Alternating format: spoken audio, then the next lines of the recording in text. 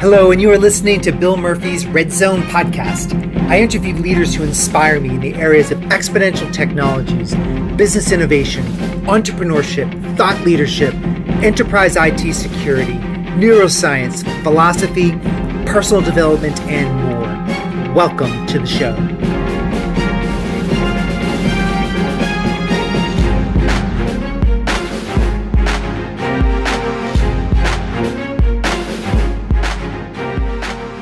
Welcome to the podcast today. This is Bill Murphy, your host of the Red Zone podcast. My guest this week is Jim Linn. Jim is the Managing Director of Information Technology at American Gas Association. And that simply means he's the top dog with AGA, American Gas Association. Now, what's really interesting is that Jim has built his own ISAC to support the natural gas industry. And I wanted to talk to him about how this happened. I'm really interested in how the United States protects its critical infrastructure. And as an association whose members subscribe to AGA, American Gas Association, how did Jim go about doing this? And I found this interesting and got to know him a bit and wanted to bring him on the show to satisfy my curiosity and hopefully yours as well. But before I get into that, I want to talk to everybody here, just layer in a little bit about health and fitness. I've been doing yoga. So many of you know I've done Ironmans. I've done some very interesting athletic challenges through the years. And what I want to share is about yoga. I actually started doing yoga a couple years ago to fix what I considered some mobility issues that were developing as I was getting older. I just felt like I wasn't as mobile, and I felt like if I didn't use it, I was going to lose it. And I thought, well, let me explore this yoga thing and see what it's all about. So I put this team together of physical therapists, trainers for weightlifting, and I had trainers for all these different areas of my health. And what I found was when I started doing yoga, there's two types of yoga I do. One is yin, which is basically long stretch hold type yoga. And it's difficult, but it's not, I would consider, athletic type of yoga. It's a way to really open up the joints in your body to restore mobility that maybe has deteriorated. It's really fantastic. Then there's another type of yoga, which I do, which is very athletic oriented. And I don't understand all the words and terminology around yoga. I'm not really into it from that angle, but there is an athletic type yoga that once you get beyond level 1, and which was why I'm, into the 2s and the 3s, it's very hard. It's challenging. And, you're one of the minority of men. So you're going to be, if you're a man, you're 10-20% of the group is going to be men and 80% women. So that's an added benefit if you're a guy being surrounded by 80% women for a class, but that's hard. It's very difficult physically. So, but I think there's a stigma that guys have against it. But I want to sort of let you know that can be broken through. And the other piece is the stigma is about the clanging bells and the chanting and things of that nature. If there is a little bit of that goes on, but it doesn't bother me because I'm there not for the clanging bells and such, and it doesn't bother me because I want the outcome of the mobility and the shift of state that happens when I go in and do the yoga. So I want to put that in there just as a plug for those of you who are looking to pursue some different things physically with your body that you could possibly plug into either at work, outside of work, at lunch, or what have you. So now back to ISACs and Jim. So Jim has a BS degree in computer systems management. Well, time out. Jim has the most industry certifications I've ever seen. And I'm only going to give you a couple, and you can go to his LinkedIn bio on the show notes at redzonetech.net/podcast to get the rest. So he has a BS in computer systems management from Drexel and an M.B.A. from Drexel. He's a certified chief information security officer, a certified information security professional, a certified association executive, a certified information systems auditor, and that's half. So you can go to LinkedIn bio to get the rest. Jim is quiet spoken in my conversation with him, but what keeps on coming up, pounding in my head is wisdom. He has a depth of wisdom and lessons that are great reminders for people that are listening, and also great knowledge for what an ISAC is. So what is an ISAC and what does it do? Why is it hard to upgrade critical infrastructure components? What is DHS and this automated information sharing? And what's the vision for an ISAC and information sharing in the future? Why can't we share our critical infrastructure information with our Homeland Security and FBI and such, and with our vendors? Why can't we do that yet? And what's the vision for the future? And then we get into some pieces about being the CIO as a servant, and not just serving end users, but literally embodying the value of service. And some of the breakthroughs that Jim made with being a mentor and developing skills of leadership, and suggestions on building leadership through volunteering, developing advanced communication skills, and the importance of building relationships as an IT leader, as a top leader, and how he's done that. And also understanding one of the things you're going to take away from this is how hard critical infrastructure is working to secure the United States. And so with that, that's just a framework of some of the wins that you're going to get from this. So I hope you enjoy listening to this, whether you're streaming it through Bluetooth or listening to it as you're doing dishes or wandering about. I want to now introduce you to my conversation with Jim Linn. Well, Jim, I want to welcome you to the show today. Thank you, Bill. So let's dive in a little bit. You and I had a sidebar before we got started, and I think it's an interesting one to have a conversation about. And I don't think I've talked about this before. So, being as you and I are in the IT space, you as the managing director, information technology with American Gas Association, would that be equivalent to the CIO in a commercial setting? Yeah, it'd be a CIO equivalent. I'm the highest ranking IT person here. Excellent. So one of the things we talked about was, you and I both have kids that are growing up and sort of helping at least doing the best we can to guide their careers. And I was sharing with you a story that I heard about Mike Rowe, who was the guy that ran many seasons with, what was it, Jobs? Dirty Jobs. Dirty Jobs, yeah. And now I guess he's running a foundation. I think it's called the Mike Rowe Foundation.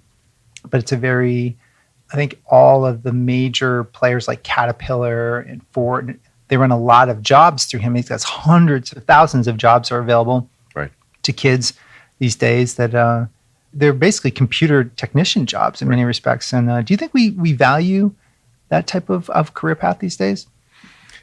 I think our society's gone beyond that. I think we value white-collar jobs. I think that there's a perception that in many cases there's a need for a lot of education and a job in an office, and the traditional hands-on jobs, maybe trades, are just not as valued like they used to be. Yeah. It's unfortunate. And there are tremendous opportunities.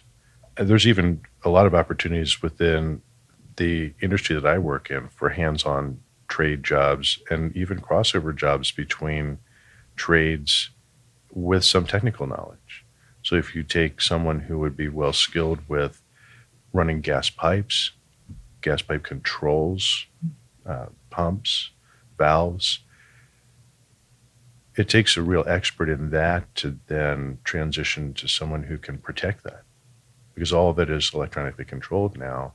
It's not like if you go back to the car analogy, the simple engine. But today, if you open up your car hood, it's not a simple engine, it's a simple engine and all sorts of computer components and sensors. The same thing's true for all of critical infrastructure. The guts are still there, but it's all computer controlled.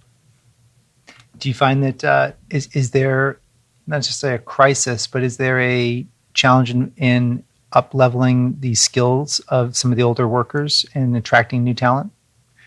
The attracting new talent's been interesting. The last few years, energy has become more popular, so that's been helpful. But getting enough folks that are able to do cyber that have some knowledge of the infrastructure itself is not easy. We've been grateful in many respects to see folks transition in from military backgrounds. And there's many folks in those positions that tend to know that the tangible and security on top of that. Oh, interesting. Yeah, I think it's really quite interesting because I might have shared this story with my audience prior, but for those that are listening for the first time, it was interesting. My son plays on a soccer team, and when I was friendly with one of the kids that is just in community college, and he came up and he said he just dropped out of community college, and he's Hispanic. And I said, not that that's a big deal, but I'd also know that most of the kids in this team were like their parents had immigrated or jumped the river, or their kids were sort of their way out. So I said, why are you leaving community college? Good kid, and he had been recruited for soccer, and he'd gotten hurt or something, and nobody really cared. So he wasn't really on the academic path. And he goes, well, I'm just going to work at Walmart and make some cash and make some money and go to school part-time. And I said, that's interesting. You're going to work 50 hours on your feet at Walmart, and then you're going to go to school part-time. And I said, man, well, you're never going to do that. I said, what do you like to do? And he said, well, I like working with my hands. And I said, okay. I said, that's a starting point. I said, what about apprenticing? I said, and I pulled up my phone, like literally on the sideline, pulled up my phone, and we started looking at plumbers, electricians. And I said, Manuel, do you see here? It says that you can make 50 grand, 70 grand with a certification, 100 grand with an advanced certification, and then 120. And that doesn't even count if you end up running a business. Right. And I said, you know what kids are making out of college these days? I said, they're starting out at 50 or 60. And he goes, man, that's a really interesting idea. And he goes, my mom is an electrician. Oh, my. And I said, well, go talk to her boss or go talk to your mom. And so sure enough, he's apprenticing. He's starting. Cool. I said, now you're apprenticing at $15 an hour. You're learning a trade, and you're going to come out making 50, 60, 70. Yeah. So it's just an interesting, it's a different pathway, but I find that very interesting to know some of these other options that kids come out debt-free and they have a huge skill. And if they pivoted later on in their life, so they have a huge skill and they can go pivot and go back to school. Right. That's a tangible skill you can always use. Yeah. Even if it's just in your own house. So in the gas industry, what are some of the big challenges that you guys are facing right now as a critical infrastructure industry? Well, the area that my team has been brought together on is cybersecurity. Mm-hmm. There are 5 of us.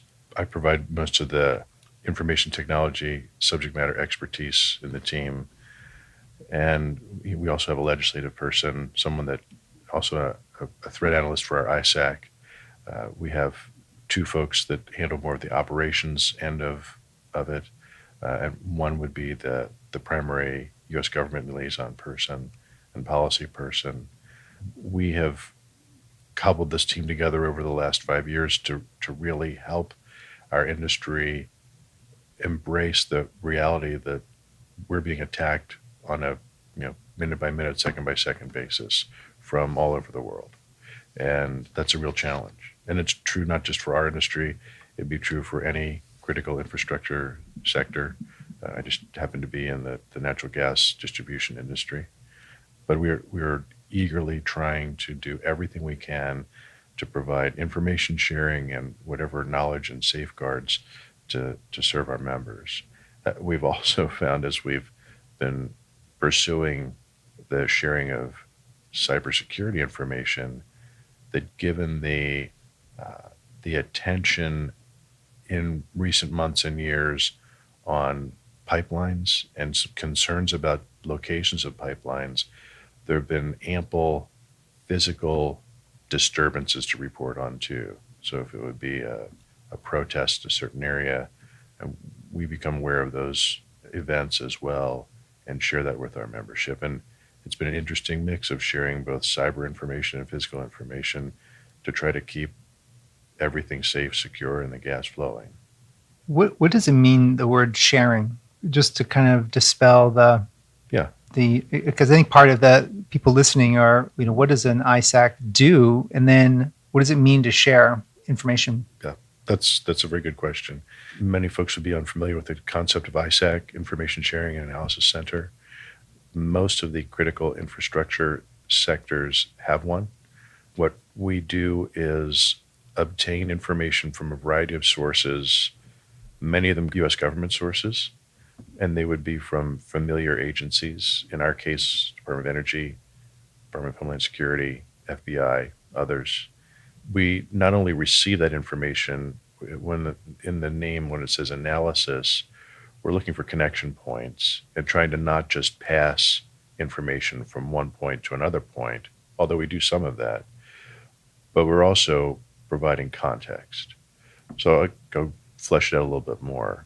On a daily basis, we may get dozens of alerts from those U.S. government agencies, typically by email, and we will reformat them and post them to a secure portal where participants in the ISAC have access, and they're alerted by email when there's a new posting in the portal.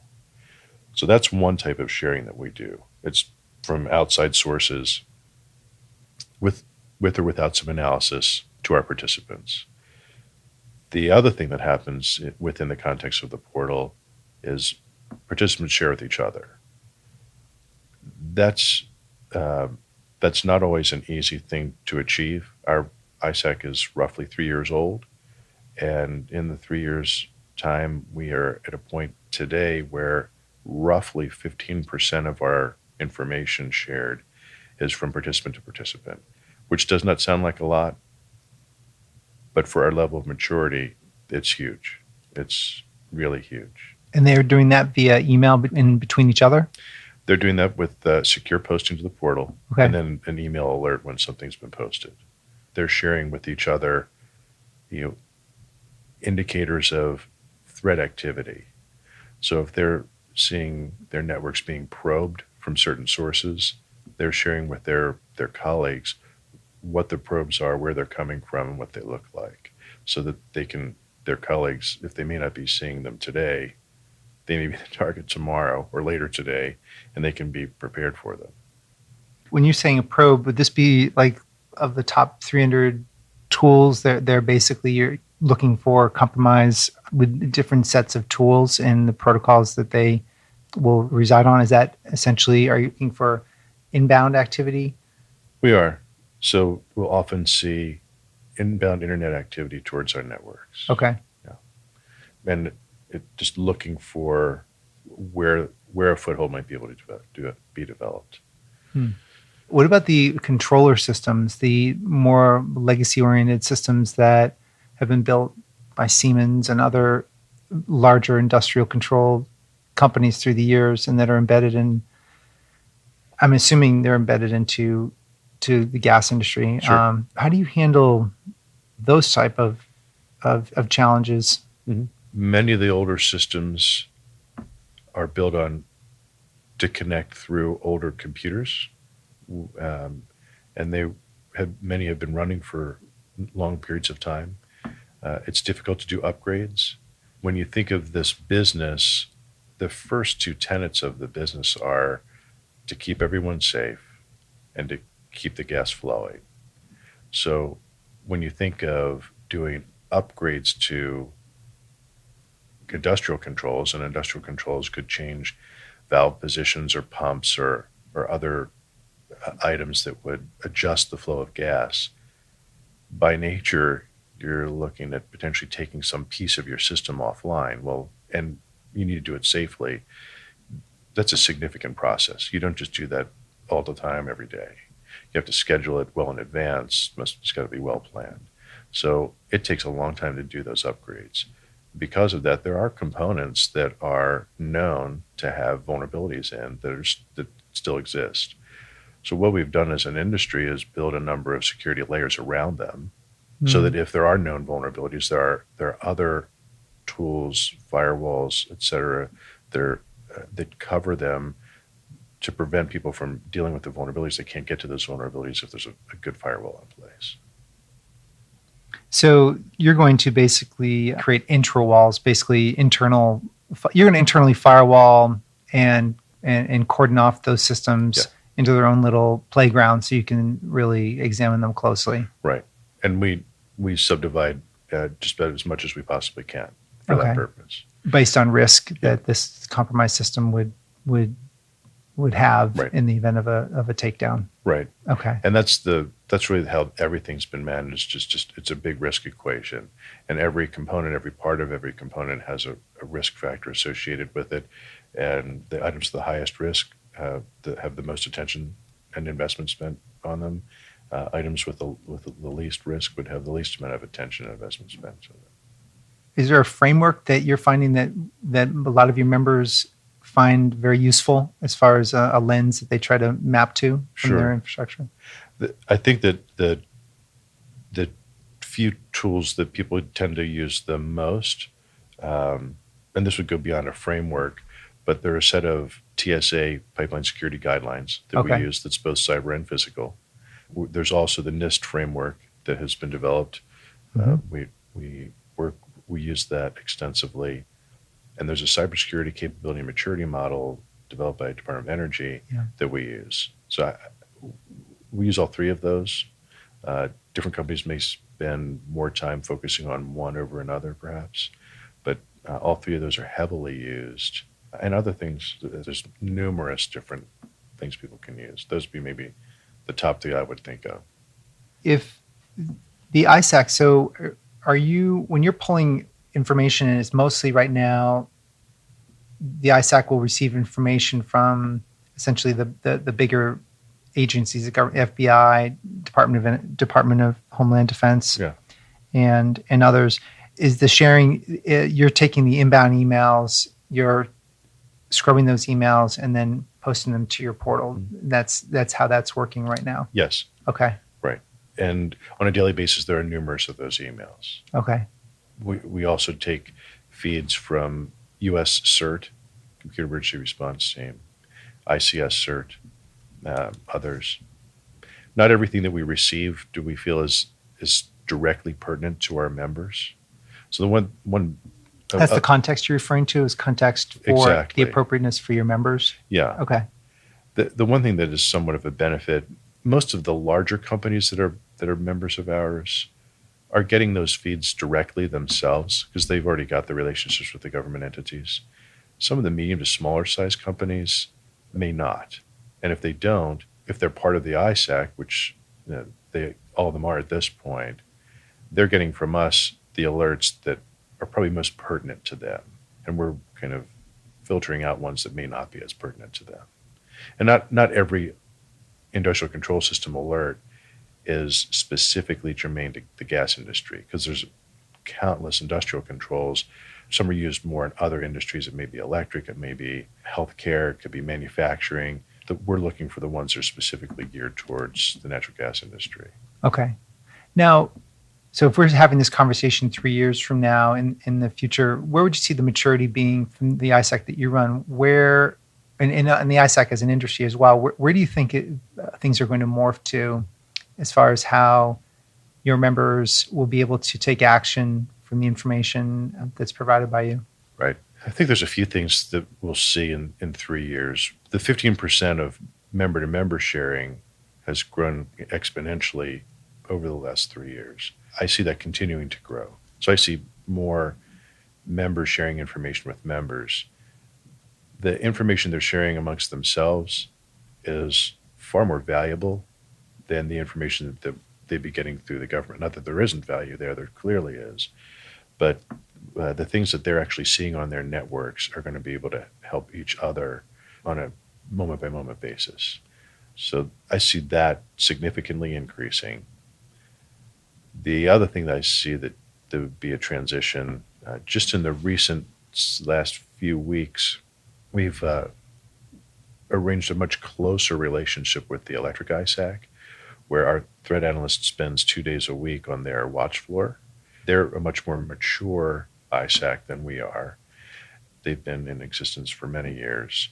And so our analyst has much to learn from them, but they also get the benefit of seeing his firsthand knowledge of natural gas and how that feeds into the electric power industry, which is a significant fuel for electric generation. So we're sharing information almost immediately between gas and electric. I think I'm not sure that I'd put a time frame on it, maybe 3 years, maybe more than that. I think we'll see a melding of parts of the energy sector so that it's not portioned off to different players, but they're all working together in perhaps one energy ISAC. But there's still a number of things to put in place before that happens. Is it mostly political or technological? I'd say it'd be mostly, I don't like to use the word political. You could use that word. I think it's administrative. Administrative, okay. Yeah. I think it's so administrative. If you had the ability to take these feeds in and ingest them into the equipment and the software and the hardware itself, would that be something that you would say is a part of the roadmap, is being able to take actionable information from the government and ingest it into your equipment without a human being involved? Yeah. So just it was last year, the Department of Homeland Security initiated an automated indicator sharing program. There's also— What's it called? Automated Indicator Sharing, AIS. Okay. There's been a somewhat legacy similar program in the electric utility space called CRISP. That's a Department of Energy initiative. I do see more and more automated indicator sharing. The indicators, if you participate in the AIS program, they come through the Department of Homeland Security. They're shared by— I don't recall the last statistic of the number of participants, but I believe hundreds of companies participate, companies and agencies participate. I think there's going to be more and more of that. We need to make sure that there's really solid vetting of who's participating, because you don't want to take indicators from a source that would be questionable. So there's still some work to be done on that. But the regular sharing of machine-to-machine information, that's what's going to keep things really safe. Because if for instance, one firewall sees one bad thing coming their way, and it can automatically report that in machine time to hundreds or thousands of other firewalls, that's security. Yeah, and I wanted to ask that because I really do see security evolving into a biological model where, our body doesn't have to think about the infection. It just deploys. Yeah. It's 9 times out of 10 successful, and when it's not, you get sick or you die. Right. But it's very automated. Yes. Yeah. And I'm thinking that, and even in the natural ecosystems around us, if there's a threat to a pond, there's natural algae and bacteria and such that get deployed, and some animals die, but then the ecosystem takes over. Yeah. And so it's an interesting model that I'm thinking but that information sharing would probably have to transform. Right. And I think that there's always going to be a place for both automated and also analyst-based, because it's difficult in the automated to have that same context. And I think that there's an analyst role where a human can see trends, and computers see trends too. I don't believe that we're at the same place we are with humans being able to see trends if they have the right level of experience in whatever it is. I think that's the one thing with our industry. It's true with other industries too. When people operate large systems, whether it's a gas control system or manufacturing system or the electric power grid, the people that have done this for decades have enough years of observing the system. They just know when it's right and they know when it's wrong. And when you bolt that onto indicators, then you have good information. Sure. Yeah, that's kind of as humans, we sort of have that pattern recognition built in, pre-wired into our brains, from being able to hear the rustling bushes before the tiger jumps. Exactly. And you've got someone who's been 20 years in the gas industry. They're certainly going to have that pattern recognition. I almost think that the machine learning algorithms are going to be, I look at them as software robots assisting human analysts. Yes. But because who's better qualified to find the needle in the haystack of zeros and ones, bits and bytes than just an automated robot? Yeah. So it's interesting that you see the industry evolving to that capability. Mm-hmm. Yeah, that's where things are headed. There's been more and more emphasis on automated sharing. And I had this conversation with the Palo Alto Chief Information Security Officer who participates a lot with the product development. And there's a couple Silicon Valley-based firewall companies that are, and this was a year ago when I interviewed him, but I'm sure it's even more now, where the CEOs have agreed to put their swords down and actually share information amongst themselves, because there's a common understanding that your value proposition is not in the information, it's the value that your particular firewall adds to the marketplace. Yes. And not in the flow of information. In fact, you can make all the firewalls, you could take that card off the table for everybody if you just shared it organically. Now you add value on top of your firewall. Yes. And how you grab the information and present it and make it easy and reducing complexity for people managing it, blah, blah, blah. Right. But I'm wondering from an ISAC perspective, where you think your unique value proposition is going to be for your members over the next 3 years. Right. Well, that's a good question. Most of the general public would not be aware that just last year there was a new initiative to create ISALs, so to be an information sharing analysis organization. They would not be linked directly to an infrastructure sector. It could be a group of individuals, companies that come around any topic to share information. If that exists, then there are other organizations that could, quote unquote, compete for what we're doing. We've got to be in a position where we are bringing the right people together and sharing the right information and doing it in a timely way. And we're committed to doing all three of those things. What's that organization called? ISAL? ISAL. So that'd be a broad terminology like ISAC. How do you spell that? ISAO. ISAO, okay. So there's some cities that are launching ISALs, which would obviously span multiple industries just to get information shared. There's other groups.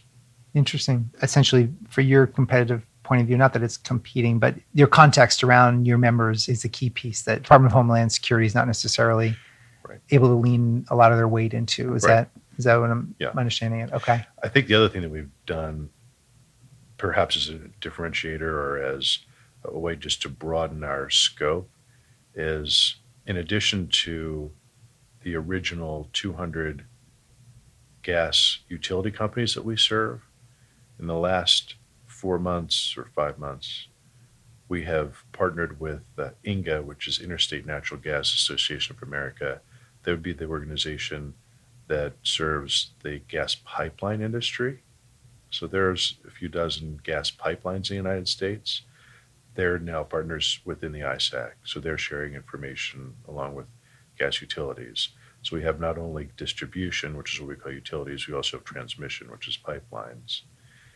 And most recently, we have begun partnering with the Canadian Gas Association. They cover both distribution and transmission, so utilities and pipelines for the Canadian provinces. So at this point, and we're still onboarding some of these companies. They're not all fully onboarded to the ISAC yet, but when they are, the ISAC's reach will be U.S. and Canada distribution and transmission. So we're gaining the breadth that we had hoped we would get and the right partners. We need to continue to do the good job that we've been doing of sharing the information that makes it valuable to everyone who's participating. Now, are you saying that some of the 200, some of the smaller folks are having a little bit more staff challenged, so they're able to take your information and it's much more useful, or they can use it with their teams more deeply? Sure. Because is that common just for the smalls, or is it? Do you see the bigs, even though they have a big team, not necessarily strong? That's a good question. I would be honest and say the information that we're seeing shared by participants, more the sharing is done from the medium to larger size companies and perhaps more of the consumption by the smaller companies. I don't think that's a surprise. And every person I've spoken with that's in a larger company is very happy that they're able to serve the smaller companies, very much so. You mentioned the kind of partnership between multiple firewall companies. One thing that's a real benefit to natural gas utilities, there really isn't competition. So there is a spirit of sharing in general. Okay. I've worked with other disciplines within the industry over the years that I've worked at AGA, and seeing folks share information just to help each other has been phenomenal. This is just another example of that.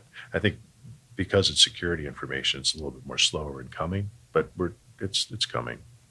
Where do you see the innovation needed right now from the vendor side? Where, from your view of the world, do you see that we could really use a boost in innovation, or where do you see, or even what vendors do you see are coming up with some really innovative products that could benefit your industry or the CIOs should be paying attention to? Right. Well, that's a good question. Because of the nature of our organization, we tend to not speak a lot about vendors. However, in concept, the one area that we have been looking at recently is quantum computing.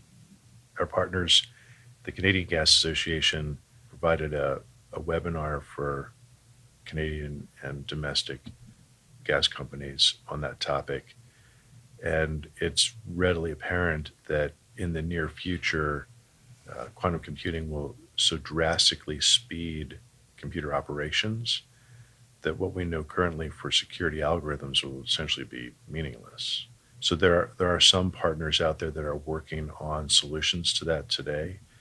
And there's a degree to which it's a little ways off yet, but I think it'll come around faster than folks think that it will. I'm glad we're starting to look at that. That's something that's been front of mind for us recently. What about the machine learning? What about some of these advanced techniques, these math techniques for building some capabilities into analyzing data and pulling context out of data more rapidly? Have you looked into that much? I haven't spent as much time with that. Okay. We've spent more time with some threat analysis products that would enable people to piece together things that they're seeing. Okay. We spend more time with that than we have with machine systems that do that. Okay. Yeah. So your role as a CIO is morphed through the years, I'm imagining, from someone who has now not only responsibility for keeping the lights on for general day-to-day operations for IT, but then there's also the new capability. What was the shift? How did that shift happen? How did that shift happen? Well, that's interesting. It's been a 20-year shift. I've been here for just about 20 years. Initially, my responsibilities were exclusively internally IT. As time changed, there became a need for someone else to cover some other industry areas. I think one thing that AGA as an association does that, it's somewhat unique. Many other associations have different staff that cover industry things versus internal administrative things. We've done with our accounting group, with our IT group, our legal group, others, our staff who cover those internal disciplines are also the ones that are caring for our members and providing staff executive services to the committees and running their programs. So that's been exciting. My start was with customer service. So we had an individual running customer service programs over 15 years ago who left the organization. And because we felt as an organization that customer service was so technology heavy, it would make sense for me to serve that group, which I did and still do. So customer service is part of my portfolio, along with caring for CIOs in the industry, and then more recently, cybersecurity. That the customer service and CIO programs I've done for so long, they're fairly constant on an annual basis. Okay. The internal IT responsibilities that I still oversee, I've got a phenomenal team that cares for those. So that, I provide. It helps having a great team, I'm sure. Yes, it always helps having a great team. And so they do what they need to do, and I just provide leadership. There was a defining moment back in 2012 when the Shamoon virus impacted Saudi Aramco and RasGas and compromised tens of thousands of computers immediately. When that happened, it became apparent, not just to our industry, but a number of others, that cyber was really, sadly, what everyone thought it was. And we began then to really put significant effort towards this. And that's when, for the last 5 years, it's been like a daily sprint to keep up with cyber. What's really interesting is that it's the role of the CIO, and I don't know if you did this consciously or unconsciously, but as that shift happened, it's not like the maintain the infrastructure responsibility went away, but you immediately now you came up with a way to offer value to members in that I would consider offense. I mean, you're providing not only offense to members, providing them almost a new product service line, but you're also, so it's completely, would probably be the realm of sales and marketing function, is like, what can we market to our members? What's really interesting is that it's completely necessary. Right. service that you reverse engineered and figured out how to launch Right. that into your membership. Right. That's one of the things I've liked the most about this job. And historically, my father worked for a gas and electric utility for his entire career. And coming to AGA initially, even without these cybersecurity responsibilities, I feel like I'm in an industry that people really need. It's not like you really have to sell it. It's there. People need gas to keep their homes warm and to cook and to serve a variety of purposes. The last 5 years, not just being able to be with an organization that helps to support companies that provide that, but to protect it, and realizing that the security climate that we're in has been very fulfilling. I'm thrilled to be doing what I'm doing. And I feel like in a very small way, I'm able to make sure that gas is flowing in our country. And that's really exciting. Well, you're leaning into your native talents and to amplify that beyond the four walls in a big way. Did you ask for permission to do it, or was it handed to you, or was it serendipity, or did you kind of seize the opportunity? Like, what was your mental framework for? Clearly, you've been here quite a while, but still, you're 15 years into it. Did you just have a bank account built up within the organization to step into that role, or did you have to go to people and say, "I can do this. Just give it to me. I can bring this home"? That's a good question too. One of my colleagues has actually spent more time with our industry on security than I have, and it would be traditionally as much physical security as it is cybersecurity. In the years leading up to that 2012 defining moment, there were a number of times where she would contact me and have me work with her on cyber-related things because it just wasn't as much her area of expertise. So the more that we started to shift that way, it just became obvious that there was a need for more hands, and it seemed to be the right thing to do. I think that there was less prescription and more, well, this is just right, let's just do it. Okay. Yeah. That's great. It seems like when it comes to jobs, it seems like there's more that things kind of falling into place than planning things out. Sure. Whenever you try to plan things out, it tends to not work the way you think it's going to. That's really great. That's really great. Well, a lot of the themes that we've been talking about recently is an innovation and how the CIO can make a big impact in their organization. And like you're saying, sometimes it's prescriptive, sometimes it's serendipity, sometimes it's just you're flowing with the river and it's going left and you can go left. I mean, I don't think there's an absolute formula, but clearly you had a team that enabled you to be able to take on another opportunity without crushing you in the process, right, which is nice. Yeah, it wouldn't have happened without the team that supports me. Yeah. So from some of the takeaways, that's one of the mission necessary pieces for, I would say, just observing yourself and others, that the team, having the solid team in place gives kind of a Archimedes lever for the CIO to then have some space to tackle some other pieces that the business may need. Right, for sure. That's great. So if you had to start your career over again 20 years ago, with all the wisdom that you have to this point in time, what would you say to yourself looking back, if you could have that voice of wisdom, which is clearly not necessarily achievable, but what could you say to some of the younger CIOs if you could be that little voice in their head as they're launching into their paths? That's a good question. Thinking deeply about that, one of the most important things is building relationships with other people in your organization. The information technology role is one of support and leadership. Knowing your organization's mission, knowing what the other leaders are trying to accomplish, and working with them to accomplish it, that's important. Your relationship skills and communication skills are probably the most important things for a CIO role. Most of the individuals that I've known that have come into those roles have come in as prior analysts, programmers, and to be good at those jobs, it's not so much about relationships and communication. So if someone is really desiring to move in that direction, ensuring that they have those skills is important. And if there's a necessity to get there through technical skill as well, that's a lot of skills.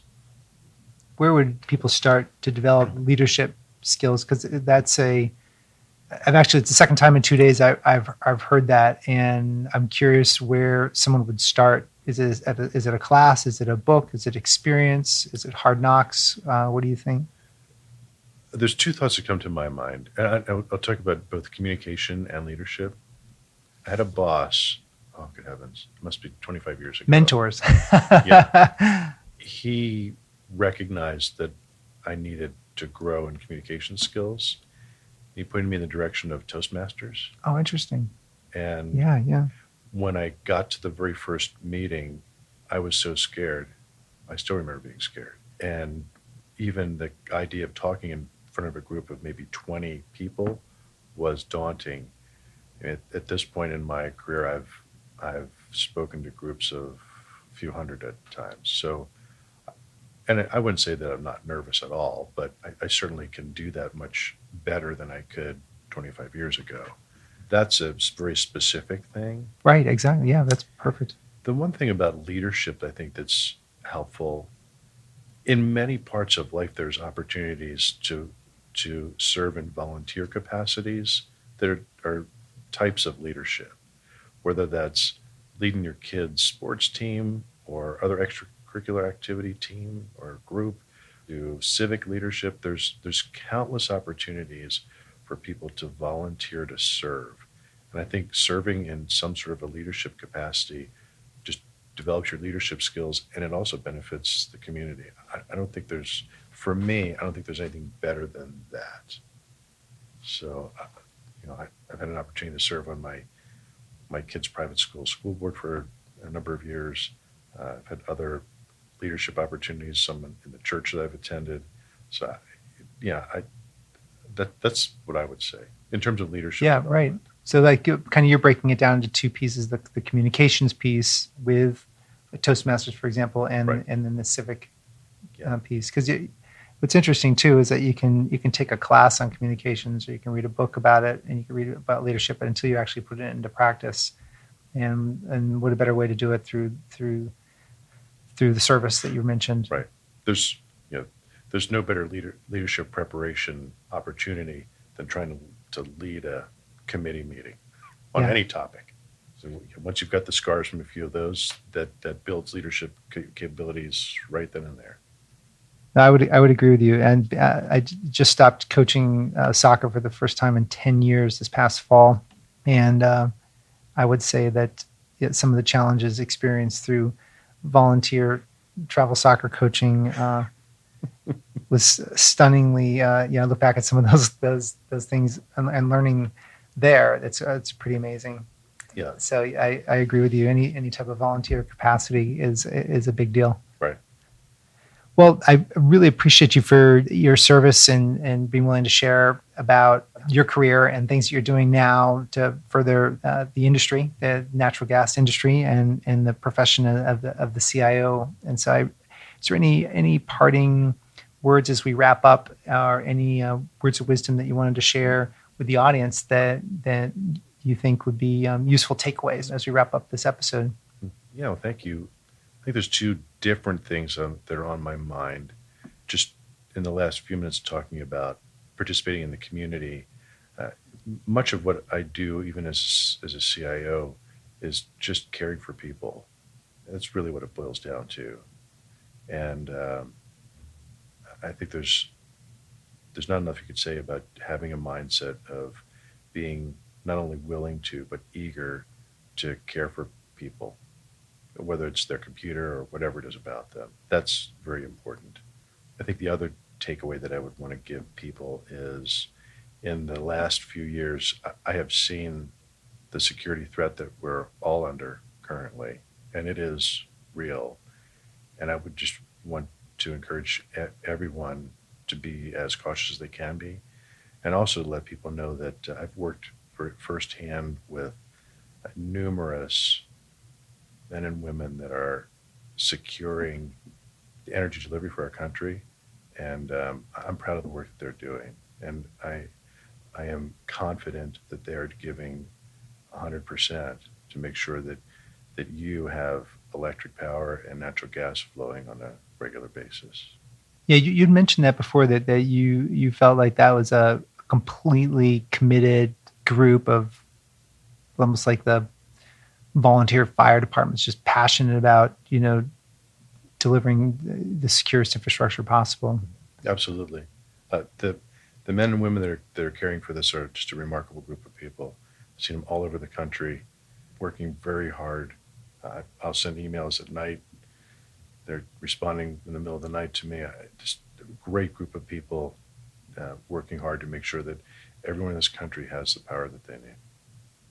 That's a great. I'm glad you wrapped up with that, and also the caring for people. I think it's a really interesting, because I feel like the power of the CIO is increasing. I forget who quoted this, but as software is eating the world, it's putting the CIO into very much into a leadership role. And the older the CIO, the more wisdom they can actually bring to bear. And at the end of the day, it's the appreciation for people. There are the end consumers, and making sure that we have the human being in mind at all times. That's a good reminder for everybody. Yeah, for sure. Well, I want to thank you, Jim, and until next time, we'll look forward to doing this again. Thanks, Bill. So there you have it. This wraps another episode of Bill Murphy's Red Zone podcast. To get all the relevant show notes, please go to our blog at www.redzonetech.net/podcast. Additionally, make sure you go to iTunes and leave your comments in iTunes about the show. This helps our show rankings enormously, and it helps support the show. Until next time, I appreciate you very much for listening. Thank you.